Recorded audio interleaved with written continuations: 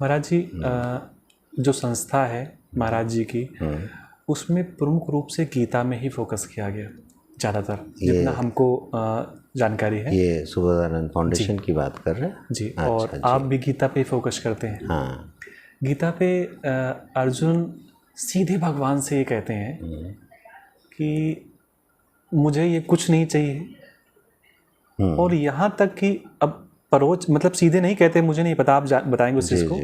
वो स्वयं अपने आप को नष्ट करने के लिए तैयार हैं, लेकिन वो अपने परिवारजनों को हतभ्रत या उनको नुकसान पहुंचाने के लिए तैयार नहीं है। अब यहाँ मेरा प्रश्न ये है कि वो भगवान के सामने बिल्कुल खड़े हैं, भगवान से कई नाते हैं, कभी वो उनको मित्र बना लेते हैं, कभी बहन का पति बना लेते हैं, कभी बुआ का बेटा, ऐसे उनके, और कभी सारथी, कभी मैंने तो ये भी सुना कि कई बार अर्जुन भगवान को अपने पैर के अंगूठे से स्पर्श करते थे कि रथ इधर ले चलो, रथ इधर ले चलो। इतने सारे नाते थे। इतने सारे नाते होने के बाद भी अर्जुन अपने आप को नष्ट करने के लिए जा रहा है, यानी कि वो अपने आप को बिल्कुल ख़त्म करना चाहते हैं। अब हमारे पास तो सीधे सीधे यही वाले ठाकुर जी हैं। हम क्या करें ऐसी स्थिति उत्पन्न हो जाए तो? नहीं, अर्जुन तो अपने आप को नष्ट करना चाहते हैं, युद्ध नहीं लड़ना चाहते जी। लेकिन वह निर्णय उनका क्योंकि उचित नहीं है, उसके औचित्य को भगवान ने सिद्ध किया है। ठीक है जी। और गीता तो खैर बहुत विशाल ग्रंथ है जी। शुरू में अर्जुन की बात सुन के बहुत अच्छा लगता है कि वो अपने पितामह को मार के राज्य नहीं भोगना चाहता। यही तो बोल रहे हो। जी जी जी। कि ये खून से रुधिर प्रदिग्धान भोगान, ये खून से सने हुए भोगों का मैं क्या करूँगा इनको मार के। जी। लेकिन भगवान ने कहा नहीं, उसके पीछे जो पूरी साइकोलॉजी है, बहुत बड़ी साइकोलॉजी है।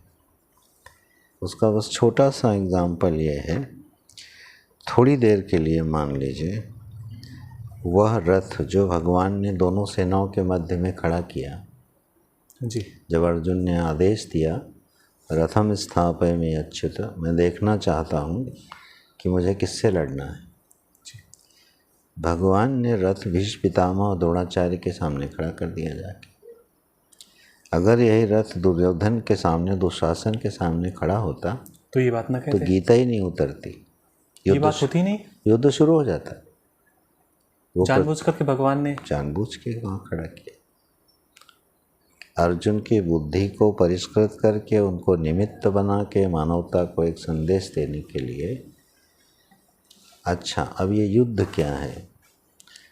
युद्ध, ये जो महाभारत है, ये हर मनुष्य के अंदर निरंतर चलता है। जी। देव और असुर का संग्राम निरंतर हर मनुष्य के अंदर चलता है। दैवी वृत्तियों और आसुरी वृत्तियों का एक घमासान चलता रहता है।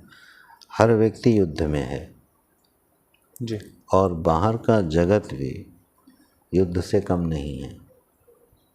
तो हर व्यक्ति युद्ध में ही खड़ा है। जी। और अगर हर व्यक्ति युद्ध से भागने की सोचेगा तो ये उसका गलत निर्णय इसलिए है। ठीक है जी। जैसे मान लीजिए थोड़ी देर के लिए भगवान अर्जुन से कहते अच्छा तुम चले जाओ, गुफा में चले जाओ, ध्यान करो। जी। वो जब ध्यान करता तो उसको दुशासन के हाथ दिखाई देते जो द्रौपदी की साड़ी खींच रहे थे। जी। कर्ण के कटु वचन सुनाई देते। वो कभी ध्यानी नहीं हो सकता था। जी। असंभव है। इसलिए ज़रूरी है कि पहले संग्राम को एक उचित मोड़ तक पहुंचाओ। तो पूरा संदेश ये, हम लोग तब तक निवृत्ति या उस संन्यास के अधिकारी और योग्य नहीं बनते जब तक अपने जीवन के युद्ध को गीता की तरीके से नहीं लड़ते हैं।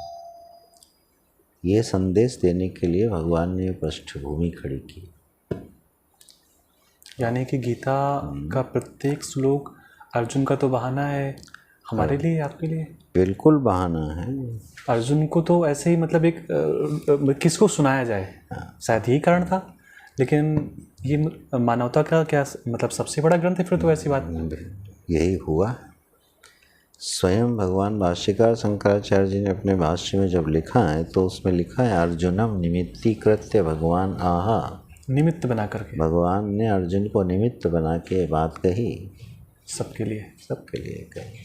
जैसे गीता का कोई भी आप एक श्लोक सुना रहे हैं और आपके सामने 4 प्रकार के लोग हैं। एक छोटा बच्चा भी है जो 7 साल का है, जो केवल सुनना जानता है, उसको उसका अर्थ नहीं पता।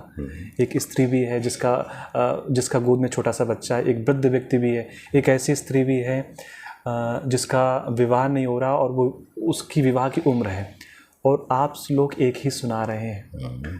तो क्या वो सबके लिए एक जैसा ही लागू होगा या अलग अलग? कैसे उसका कौन मतलब निकालेगा? कुछ श्लोक ऐसे हैं जो सार्वजनिक रूप से नहीं सुनाए जा सकते, आधिकारिक को ही सुनाए जाते।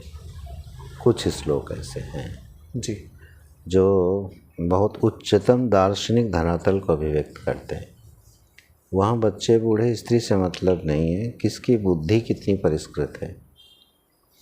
बच्चा भी जिज्ञासु हो सकता है और बूढ़ा भी मूर्ख हो सकता है।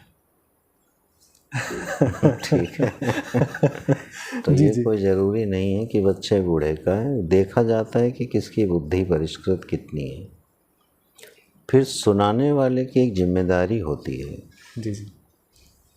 कि जिसको भी सुना रहा है वो एक मनुष्य है, ये तो कॉमन है। जी, और सभी को जीवन में सुख चाहिए, ये भी कॉमन है। जी। ये 2 पॉइंट्स को हर श्लोक में से निकाल के रखा जा सकता है। ये बोलने वाले की मेहनत, परिश्रम, भगवान की कृपा और अध्ययन चाहिए। सभा के अनुसार प्रवचन होता है, सिद्धांत बदले बिना। सिद्धांत छेड़ा भी ना जाए, सिद्धांत को विकृत न किया जाए और सभा के अनुरूप वचन बोला जाए। ऐसा महापुरुषों ने किया है। मतलब कथावाचक की बहुत बड़ी जिम्मेदारी। बहुत बड़ी जिम्मेदारी होती है और शायद इस जिम्मेदारी को न निभाने से शास्त्र के अर्थ का अनर्थ हो जाता है। सभा के अनुरूप वचन बोला जाना चाहिए। यही गीता अगर हम विद्यार्थियों को पढ़ा रहे होते जी, जी। तो उसका रूप बिल्कुल भिन्न होता। ये होता ही नहीं जो यहाँ हम 5 दिन सत्संग किए हैं। महाराज जी,